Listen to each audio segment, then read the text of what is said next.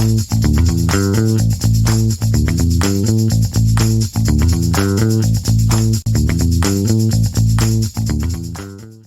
as a leader, one of your main responsibilities is to engage, ignite, and motivate your team so they want to stay with your organization.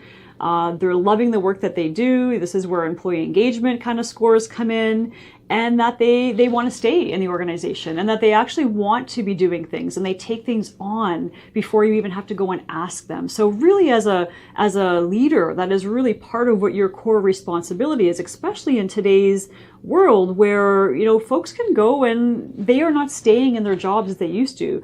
If you look to more Generation X kind of folks, or even boomers, would definitely stay in a role much longer. You get into millennials or other generations, it really is much more different value systems in some senses, or really they're not going to stay in the organization as long. So your role is to really ignite the team. And I love working with leaders and their teams because that is really when the magic happens.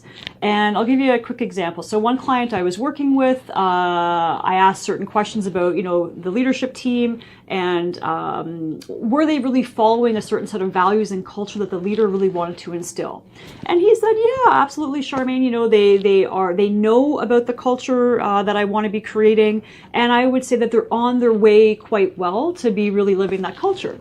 So I say, well, do you mind if I ask your team when we get together with the team? So now fast forward, I have the whole management team in a room, and I ask them specifics around their knowledge about, you know, the culture and where the leader wants to be going on a level of 1 to 10. Where would they rate their knowledge? So the leader would have put them probably at about an 8 or 9, and the majority of the management team was at about a 5, with their knowledge of either the specifics around what to be doing. And then I said, well, if that's where you're at with that, what's your level from 1 to 10 as well around implementing, living those values, living that culture? And it was below 5.